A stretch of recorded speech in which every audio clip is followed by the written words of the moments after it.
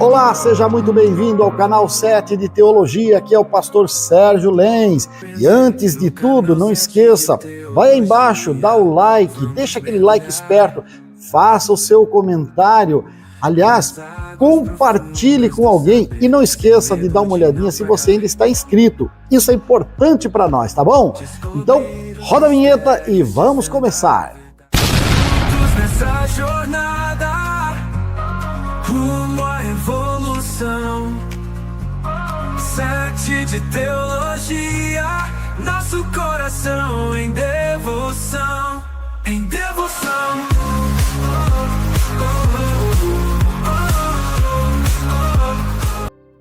Segundo livro dos Reis, capítulo 6, a partir do primeiro versículo, diz o texto sagrado desta maneira: disseram os discípulos dos profetas a Eliseu: eis que o lugar em que habitamos contigo é estreito demais para nós.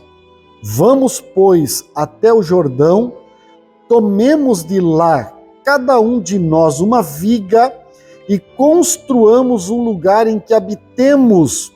Respondeu ele: ide. Disse um: serve-te de ires com os teus servos. Ele tornou: eu irei. E foi com eles. Chegados ao Jordão, cortaram madeira. Sucedeu que, enquanto um deles derribava um tronco, o machado caiu na água. Ele gritou e disse: ai, meu senhor, por que era emprestado? Perguntou o homem de Deus: onde caiu? Mostrou-lhe ele o lugar. Então Eliseu cortou um pau, lançou-o ali e fez flutuar o ferro e disse: levanta-o. Ele estendeu a mão e o tomou. Amém? Bem, esse texto ele faz parte de um momento da história de Israel muito complicado, porque como nação eles aí já tinham passado um bom tempo, já tinha aí pelo menos mais de 600 anos como nação, mas como o reino ainda estava muito fraco, porque passaram o período dos juízes, um período conturbado, e agora os reis, eles chegaram, mas não conseguiram consolidar o reino, tornar o reino aquilo que deveria ser. E Eliseu assumiu de Elias uma carga, um desígnio profético muito pesado, no momento em que mais o reino precisava de Elias. Elias estava colocando o reino em dia, mas chegou o tempo da sua partida. E Eliseu assume esse reino, não como rei naturalmente, mas como profeta. E homens bons, homens com chamada, quando viram que havia Deus na vida de Eliseu, se agregaram a ele, dizendo: queremos aprender como servir ao Senhor da maneira correta.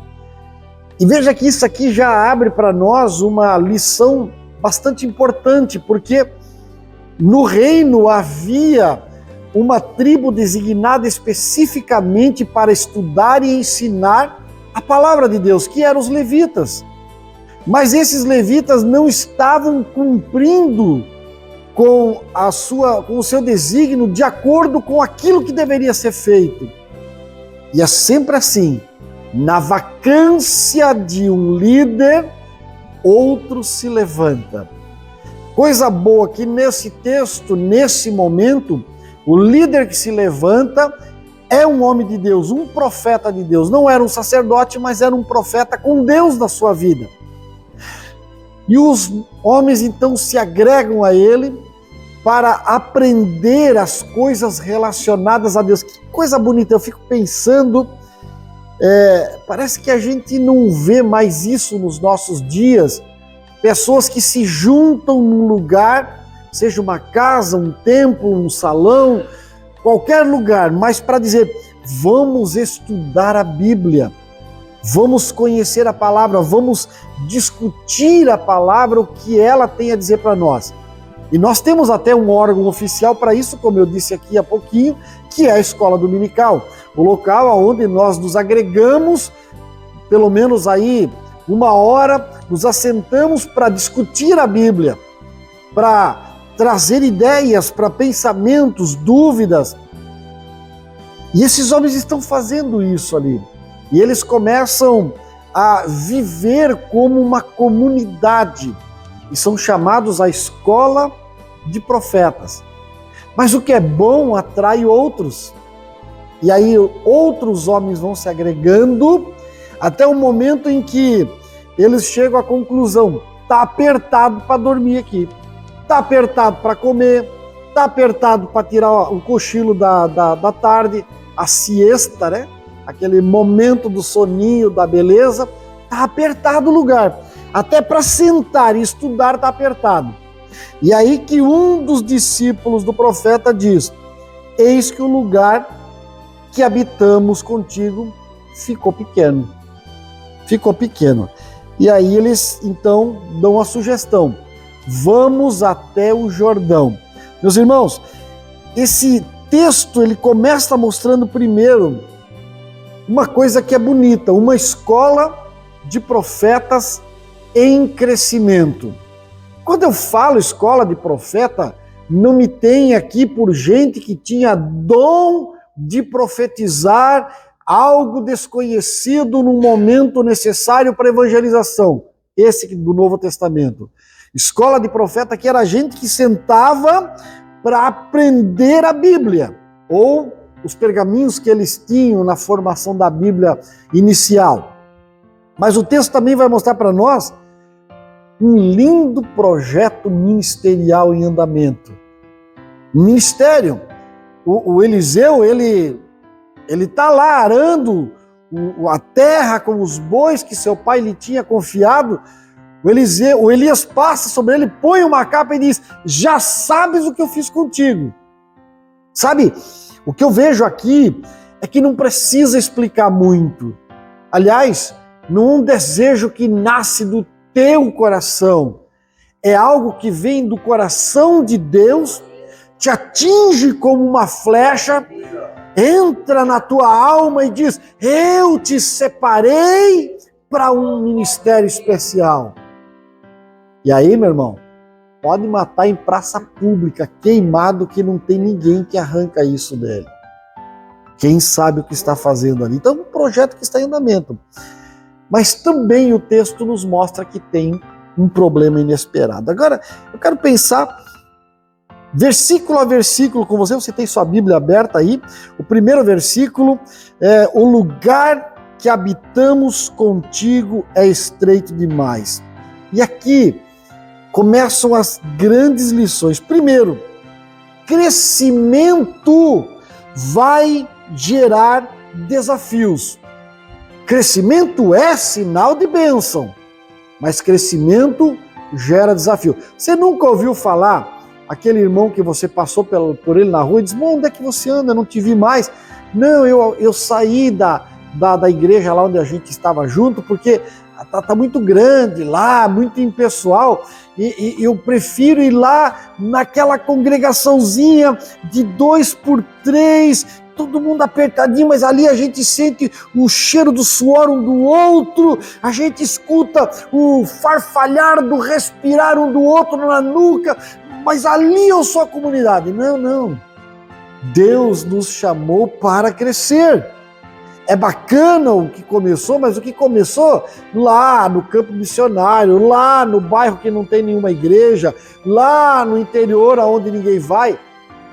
Aqui fomos chamados para fazer um grande ministério ser uma bênção. Mas haverão desafios. Isso não acontece para você também?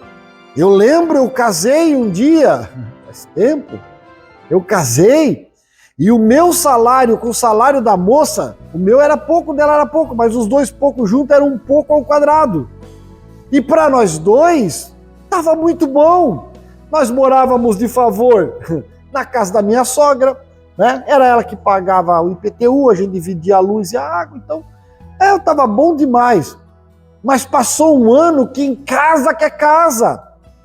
E aí conseguimos um dinheiro lá de uma reclamatória trabalhista e tal, e deu para comprar a casa. Foi a duras penas, mas compramos. Agora temos a casa é grande. Agora vamos encher a casa. E aí vamos colocar filho nessa casa. Só que com o crescimento vem os problemas. Que fazer filho é fácil, mas ir na farmácia buscar o hipoglós, o talquinho Johnson, a fralda descartável, que naquela época nem dinheiro para fralda descartável tinha. Mas Eliane aqui, ó, na mão lavar as fraldas de pano. Então, o crescimento traz desafios. E daí tem as sopinhas especiais, aí tem as vacinas, aí tem as febres, tem os dentes, não sei o quê, e aquela coisa toda, e começa a andar e cai, bate cabeça, quebra braço, aquela coisa. Então, os desafios, eles acabam acontecendo. Isso aconteceu na sua família, acontece na sua profissão, isso acontece em ministério, isso acontece na vida. Tudo que cresce gera desafio. Aí você tem um guarda-roupa inteiro com o número 42. Mas daí que um pouco vem o final de ano, você come umas pizzas a mais, umas jantas a mais e tal, e você passa para o número 44. O guarda-roupa não dá mais, não tem mais nada que te presta, porque você cresceu. Sempre que cresce, vai gerar desafios. Então, a vida é isso. E nós precisamos estar preparados para os desafios. Agora eu vou desistir de viver porque o meu guarda-roupa está pequeno para mim. Não! Qual é o desafio? Ou eu tenho dinheiro para comprar roupa nova e me adequar ao meu tamanho, ou eu vou para o jejum, para a oração, para a academia, fechar a boca, né? Tomar mais água, menos refrigerante e voltar para o meu número para poder encarar esse desafio. E é fácil encarar o desafio de emagrecer? Fosse fácil, nós estávamos todos sorrindo. Mas tem uma outra lição que eu vejo aqui, é que a liderança responsável, ela reconhece os limites e planeja a expansão. Eu encontrava o meu avô 2 vezes, 3 vezes por dia, porque eu vendia picolé na rua e aí encontrava com ele trabalhava nas casas colocando calha e tal. E sempre que ele me encontrava, ele me dava um abraço, fosse o dinheiro de hoje, né? Dava um abraço, Serginho, toma aqui, o opa, né? Porque o alemão fala opa, né? O opa vai dar R$10 para você. Toda vez ele me dava.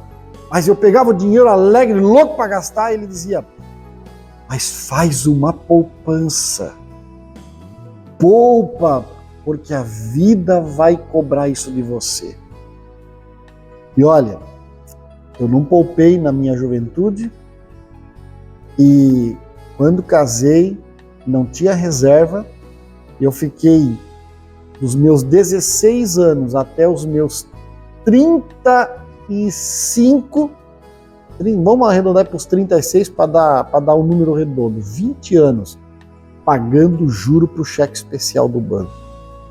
O salário entrava e cobria o buraco do banco e ficava devendo para o outro mês, o salário entrava e ficava sempre pagando juro para o cheque especial. Até o dia em que eu decidi ser responsável, porque não é sobre quanto você ganha, é sobre quanto você gasta administrando certo.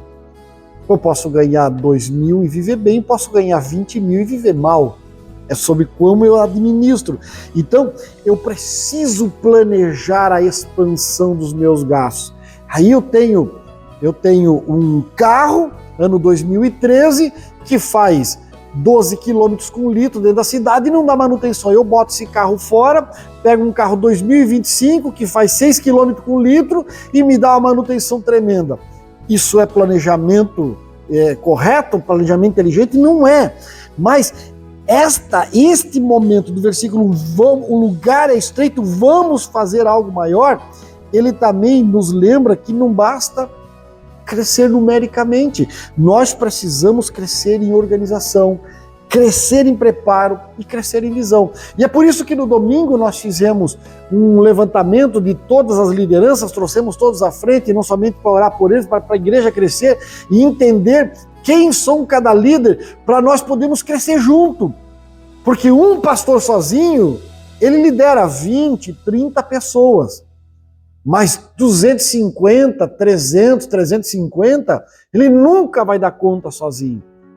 E aí nós organizamos didaticamente, nós nos organizamos, nós nos preparamos e trabalhamos dentro de uma visão geral para o estado de Santa Catarina e o nosso crescimento será diferente. Então a nossa casa também passa por isso. Então nós não podemos jamais nos dar ao luxo de administrar hoje com a mentalidade de ontem. Ah, pastor, mas eu lembro lá da igrejinha, eu lembro lá de meus... Eu também lembro. E era tão bom, e era bom. Era bom porque quem administrava vivia a realidade do seu tempo. Mas hoje, se eu não viver a realidade do meu tempo e estiver com a minha cabeça lá na igrejinha de 30 anos atrás, eu vou entrar à falência. Eu não vou conseguir administrar o que Deus colocou na minha mão. Deus é um Deus dinâmico. Ele não muda. Ele é o mesmo, ontem, hoje, eternamente. Mas Ele anui com as nossas tolices. Ele anui com as nossas fraquezas. Ele nos tolera dentro da nossa realidade cultural. Não que Ele vai tolerar o pecado. Não, isto não. Mas Ele vai nos entender dentro da nossa realidade. Para isso Ele é Deus, Ele é muito mais amplo do que a nossa cabeça pode compreender. Então entenda isso, nós precisamos evoluir no sentido de entender a nossa realidade. Eu iria sair daqui e me pendurar num pé de cebola, de tristeza, se eu comparasse a igreja de 30 anos atrás com a igreja dos nossos dias numa terça-feira. Uma terça-feira não tinha lugar para sentar, a porta era fechada e tinha que mostrar a carteirinha de membro para entrar. Mas aí o povo chegava cedo, orava, por quê? Porque a maioria trabalhava por conta própria, ou estava pescando, ou estava no campo arando, ou estava trabalhando naquele modelo industrial do primeiro século, que 5 horas da tarde estava em casa. Mas hoje a realidade é outra. Hoje as pessoas estudam, se não estudavam, são mandadas embora. Hoje elas trabalham em horários dinâmicos, elas trabalham em horários flexíveis, banco de horas. E se eu não viver essa realidade, aí eu saio daqui e me penduro no primeiro pé de cebola de tristeza, vou chorar lá com a cebola. Mas eu vivo essa realidade, então o que eu faço? Eu estou pronto a dar o meu melhor para quem está aqui, mas estou gravando para dar o meu melhor também para quem não pode estar. Você entende que nós precisamos dinamizar aquilo que nós fazemos? Por exemplo, antigamente eu dava um folhetim e falava Jesus é bom. Hoje você chega, o condomínio está fechado, as portas estão cerradas, não dá mais. Então o que você faz? Você encontra o teu vizinho no mercado, na padaria, no trabalho, na rua, você mostra com o teu proceder quem você é, atrai e depois diz para ele, eu queria tanto falar para você por que eu sou feliz. E aí ele vai dizer, eu quero ouvir, mas não dá no horário de serviço e o teu condomínio é fechado. Vamos marcar um horário lá na tua casa ou na minha casa, eu vou lá 1 horinha só, eu levo um curso de graça, te dou um livro. Estratégias. Eu preciso entender a realidade do novo tempo. Mas daí no versículo 2 ele diz, vamos até o Jordão. Vamos tomar de lá, cada um de nós, uma viga, vamos fazer junto o negócio. Bem, meu irmão, para começar, ir até o Jordão parece tipo, vamos sair aqui pela porta, descer a barranca do rio e vamos ver se a madeira está pronta lá. Não, não. Nós estamos aqui no bairro Flor de Nápoles. Aqui, na verdade, é bairro Forquilinha, né, o conjunto Flor de Nápoles. Mas daqui até a Ponte Hercílio Luz dá uns 8 quilômetros. Era a distância que eles tinham que ir. Um machado na mão, a pé, meio do mato. Naqueles dias, dizem os historiadores, que ainda haviam feras, inclusive leões daquela região. Então eles corriam o risco de tudo isso para ir até o Jordão. 8 quilômetros. Cortar madeira, botar a tora nas costas e voltar. 8 quilômetros. Era pouco? Não era. Então, o Jordão sempre foi local de renúncia. Sempre foi. Você lembra de Naamã? Vai lá, desce o Jordão, te banha 7 vezes. Deus me livre, Jordão não, tem tanto rio melhor lá na Síria. Mas é que ou tu renuncia ou a bênção não vem. O Jordão também é lugar de transição. Quando Israel chegou à beira da terra prometida, pé no Jordão. Pois é, e agora? O que vamos fazer? Josué, o que faz? Vamos fazer o seguinte, os sacerdotes vão fazer a ponte entre nós e a bênção de Deus. Sacerdote, pega a arca da aliança, põe no ombro. Só um detalhe, senhor, falaram para o senhor que está na época da cheia, a água está descendo, o rio abaixo, está por cima das beiras da barranca. Sim. Basta vocês pôr o pé na água. Aleluia! O meu Deus vai fazer um milagre. Glória a Deus! Transição. Às vezes, irmãos, nós temos dificuldades para abandonar a velha vida, os velhos hábitos, os velhos pensamentos, as antigas ideologias, mas Deus diz para você e para mim, ei, dá um passo de fé, mas é enchente, Senhor, é tragédia, pisa na tragédia, eu sou o Deus da transição, eu vou contigo, diz o Senhor. Jordão, local de transição. A água coalha no montão lá para cima e eles passam a pé enxuto. Jordão é essa coisa de desafio, mas Jordão também é local de dependência de Deus. Vamos combinar aqui uma coisa. Jesus era Deus. Você concorda comigo? Eu não preciso nem perguntar porque seria uma pergunta retórica. Mas Jesus,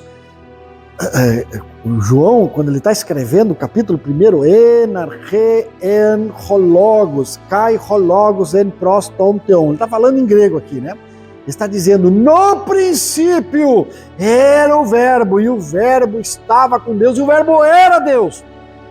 Mas daí ele vem, chega no Jordão, o Batista, o primo dele, olha, o primo, que maravilha te receber aqui no meu ministério, que bênção.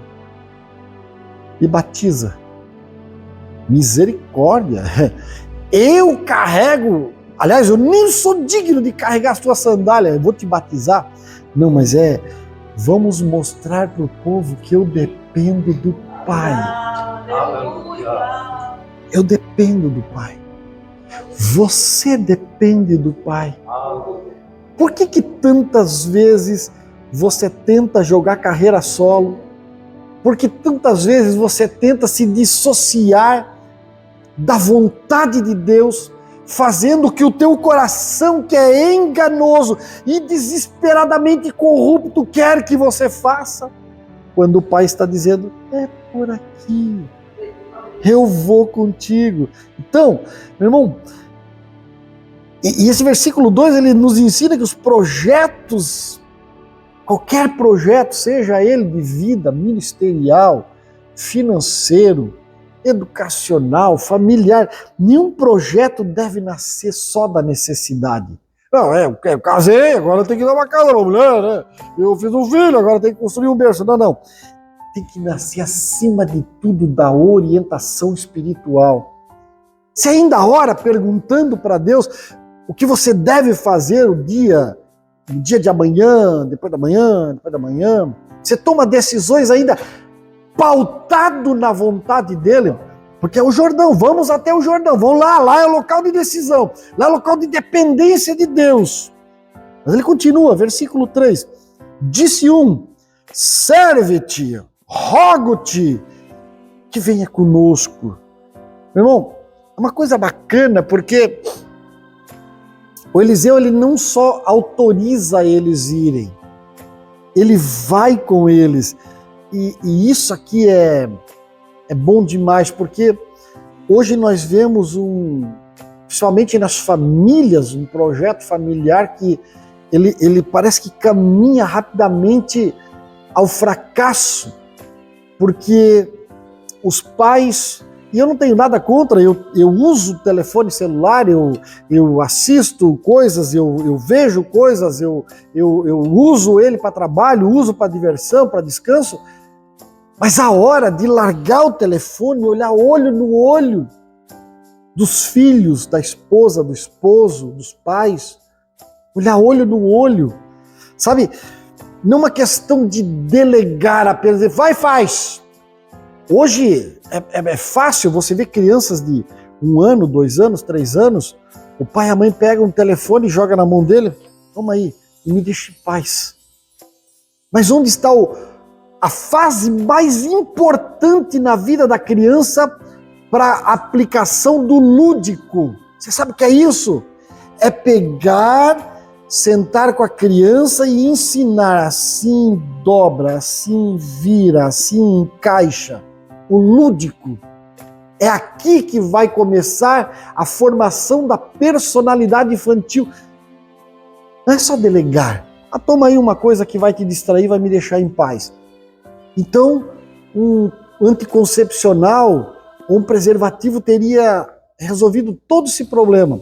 Mas agora que você fez, seja responsável. Afinal de contas, a presença do pai, do líder, do responsável, é ela que vai trazer segurança, correção e cobertura espiritual. Porque somos nós que vamos mostrar, eu estou aqui para dar a segurança. Fala-se de família patriarcal, homem machista, porque o homem é superior à mulher, a mulher se submete. Meu irmão, a mulher só se submete para ser protegida. O homem é para receber a pedrada, o granizo, a facada, a bala perdida. Ele protege, ele é maior, ele é mais forte, ele tem uma constituição física, biológica muito mais forte da mulher, porque ele protege. A mulher se submete para a proteção, ele morre por ela. Eu pergunto, marido, você está morrendo pela sua esposa, se for o caso? Pai, você morre pelos seus filhos? Líder, você morre pelos seus liderados? Pastor, você morre pelo seu rebanho? Porque se nós não respondermos essa pergunta com a resposta certa, meu irmão, vai dar muito ruim a próxima geração. Porque justamente a nova geração, ela floresce quando os líderes estão próximos, porque eles precisam ser acessíveis e, acima de tudo, espiritualmente presentes. Eu sou muito brincalhão, sou muito tranquilo em casa, muito descontraído, mas há momentos, aí a minha esposa que prova isso, eu digo, opa, sentem, porque eu tenho uma palavra da parte de Deus. Precisa. E não é o mesmo Sérgio que brinca, que ri, que tira sarro e tal, que leva a vida descontraída. Não. Leva a vida leve. Mas na hora de falar, de orientar, de trazer Deus para nosso relacionamento, para o nosso lar, eu faço o esforço máximo de cumprir. Porque, afinal de contas, a importância de ser líder está aqui. Vem conosco, eu irei. Eu vou com vocês, Eliseu diz. Mas ele continua. Ele diz no versículo 4 e 5, o texto vai contar para nós, cortando uma árvore, o ferro do machado caiu. Meu irmão, isso aqui me chama a atenção porque o machado ele não caiu por negligência. Ele estava brincando, um jogando para o outro, jogando para cima. Não, ele estava trabalhando. E trabalhando, soltou o ferro. Quem nunca, né? Eu não sei se você já teve que rachar lenha. Eu já rachei bastante lenha na minha vida quando era criança, adolescente. Rachei bastante lenha. Eu fugia se podia, né? Porque sempre tinha dor nas costas, mas tinha que rachar. E às vezes o tal do ferro do machado escapava. E quem estivesse perto, o acidente estava pronto. Mas caiu durante o trabalho. Meu irmão, até os crentes, os líderes, os pastores, os pais mais fiéis, pode enfrentar perdas, falhas, crises. Ninguém está escape disso. Mas veja, é aí que entra o superior, o líder, o preparado, aquele que vai junto para dar a cobertura espiritual. Porque ele não descarta o ferido, mas ele trabalha, ele ajuda na restauração. Porque ninguém está escape de um erro, de uma queda, de um passo em falso. Mas todos nós estamos aqui para um ao outro ajudou e ao seu companheiro disse ser forte. Deus nos fez para isso, para esforçarmos e ajudarmos aqueles que estão mais fracos, feridos, que nunca se feriu no meio de uma batalha. Mas é bom quando temos alguém que nos ajuda. Versículo 5, ele tem aquela expressão maravilhosa, né? Ai, meu Senhor! Porque era emprestado. Aqui tem duas coisas que eu gosto de salientar. Primeiro, a questão da consciência da responsabilidade. Vamos começar com o basicão. Na minha casa, eu tenho um padrão de procedimento. Não faz a festa. Eu quero fazer festa e preciso do jogo de louça que o fulano de tal tem. Não faz festa. Simples. Ou você se esforça, se programa um ano antes, compra e vai lá e usa, ou não faz. Simples assim. Eu tenho um aparador de grama que é usado lá no condomínio da minha casa. É pequenininho, tem um pouquinho de grama aqui, um pouquinho ali, um pouquinho do outro lado. E é um aparador comunitário. Para não ter que dar mais vazão para alguém dizer assim, não, mas ele usa no gramado dele, que é o maior pedaço, eu fui lá e comprei meu próprio aparador. Deixa lá, é do condomínio, mas eu uso o meu próprio. Demorei um pouquinho para comprar, tive que juntar o dinheiro, não tem problema, mas eu comprei o meu próprio. Você entende isso? Consciência da responsabilidade. Amanhã eu vou fazer uma viagem. Eu tenho que fazer uma viagem, um bate e volta em Blumenau. Não vou com o meu carro, vou pegar um outro carro. Eu vou mais devagar do que eu iria com o meu próprio carro. Mais cuidadoso. Por quê? Porque não é meu. Eu estou fazendo um favor, mas mesmo assim é emprestado, não é meu. Então, consciência da responsabilidade. Bom, essa parte você já entendeu. Aí eu pergunto para você, pai e mãe, Deus te emprestou filhos. Você tem consciência da responsabilidade? Pergunto para você, pastor, líder, Deus te emprestou um grupo, você tem consciência da responsabilidade? E vou mais a fundo ainda, você crente que me escuta, Deus te deu uma vida com dons e talentos e Ele vai pedir conta. Você tem agido com responsabilidade? Ou você tem feito como aquele que veio temendo e tremendo, dizendo, eu sei que és homem justo e que punes, e eu enterrei o meu talento na terra. Se sabias que eu sou homem justo e que puno quem não faz certo, por que não granjeastes os dons e talentos que eu te dei? Você entende isso, irmãos? Consciência da responsabilidade. Ai, meu Senhor, era emprestado. A vida, o fôlego que você está respirando agora é emprestado. Os talentos que Deus te deu são emprestados. Aí está eu aqui, um pastor capenga, meia boca, por quê?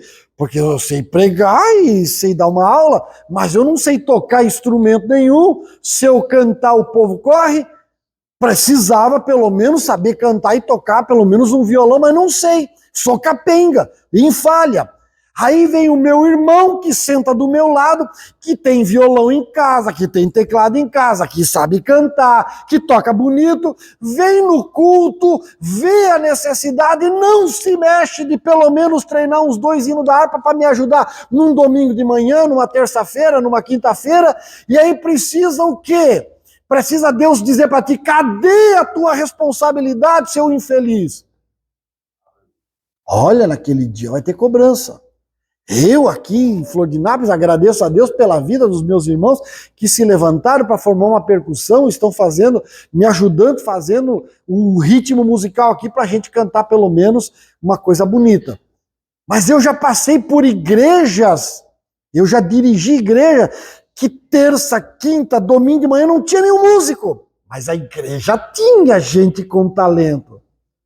Cadê a consciência da responsabilidade? Ai, meu Senhor, é emprestado, eu vou ter que devolver. E eu não posso devolver só o que eu ganhei, eu tenho que devolver as almas que eu ganhei. Aleluia! Os louvores que eu fiz o povo entoar com o talento que eu ganhei. Aí você vai dizer para mim, ah, pastor, você também é bem mandriãozinho, uma aulinha de violão é tão simples. E eu fiz isso. Eu fui, eu estudei, fiz umas 2 aulas de música, peguei, comprei um bona, né? Que é a introdução para todo instrumento musical, é o bona, li ele, ganhei o teclado da minha esposa, 22 hinos, 23 hinos, eu já sabia tocar, num sábado para minha esposa, vai lá no culto do jovem, que eu era segundo dirigente, e eu vou treinar bem, porque amanhã eu estreio na escola dominical, já que os músicos não querem ir, eu vou. Que músico não vai à escola dominical porque não gosta de Bíblia? Não tem. Não, me conta outra história. E aí, eu vou. Eu tô lá.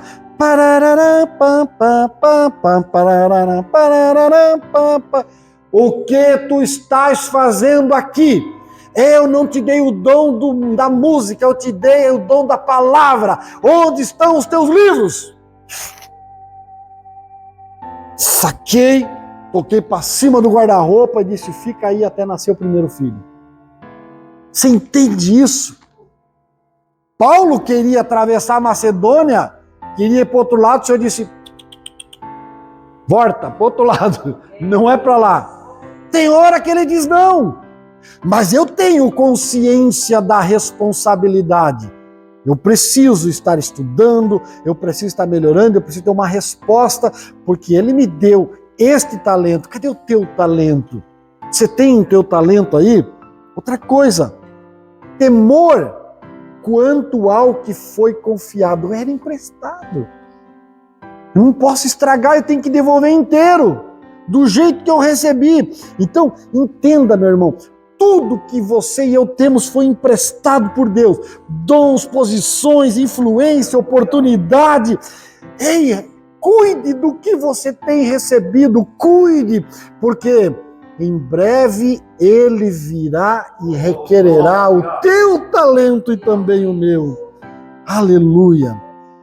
Eu vou para o encerramento já, meu tempo está acabando. O versículo 6, aí tem aquela pergunta célebre do profeta Eliseu. Onde caiu? Irmão, Deus, ele começa a agir nos problemas que nos afligem quando o nosso problema primeiro é reconhecido. Caiu aqui. Caiu, eu reconheci, caiu, não deu. Eu fiz alguma coisa que não deu certo aí, caiu. Precisa reconhecer que está em falha, que está em falta. Segundo, Deus trabalha quando nós, além de reconhecermos, confessarmos. Talvez quando eu voltar em fevereiro, eu traga novamente. Há 7 anos atrás eu trouxe esse estudo, eu vou trazer de novo. Bateu no meu coração aqui agora. Nós falamos sobre os dons, as personalidades de cada pessoa, os pontos fracos e fortes. Todos nós, nossas personalidades diferentes, temos os nossos pontos fortes. E nós exaltamos os pontos fortes, né? Eu sou bom nisso, eu sou bom naquilo. Mas e as nossas fraquezas? Nós escondemos como aquele quartinho que às vezes a gente tem lá na casa, onde a gente guarda toda a bagunça, né? Esconde lá, fecha a porta que o pastor chegou, ele tem que ver a casa arrumada. Esconde tudo. Aquela caixa de gordura, que a gente põe uma tampa bem pesada para as baratas não empurrar a tampa para fora, a gente esconde ela. Às vezes, o que Deus quer de mim, de você, não é só reconhecer, eu sou fraco mesmo. Confesse. Confesse. Diga para Deus, Deus, a minha fraqueza é nesta área aqui. Porque quando o problema é reconhecido, é confessado e é apresentado diante de Deus, tenha certeza, Deus vai transformar a nossa fraqueza em graça. Aleluia! E Ele vai fazer flutuar o ferro, porque flutuar ferro é intervenção divina. Há quem diga dos comentadores, dos comentaristas bíblicos, dos mais modernos, dos mais antigos, há quem diga que foi só uma alegoria, que é só uma parábola, que não foi verdade. Outro diz que o Eliseu pegou um toco de pau, catou no fundo e trouxe o ferro para cima. Mas o fato é que diz que ele jogou um pau na água e o ferro flutuou. Meu irmão, milagre não se explica. Milagre se agradece, porque é Ele que resolve o nosso problema, é Ele que devolve a ferramenta para a obra continuar. Então, veja, crescer exige maturidade, liderar exige presença, servir exige responsabilidade, perder não é o fim, porque Deus ainda faz o ferro flutuar. Aleluia!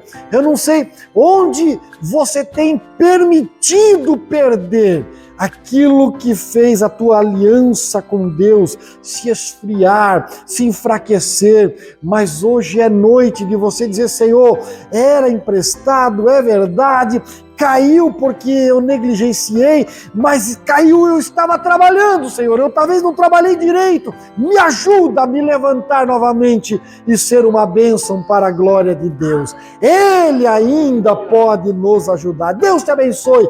E se porventura você ouviu Deus falando com você, se porventura você sentiu em algum momento que a palavra falou ao teu coração, você tem toda a liberdade de dobrar os teus joelhos e buscar o Senhor, dizendo, Senhor, me ajuda, porque era emprestado, eu vou ter que devolver porque é teu, eu quero a tua bênção, Senhor.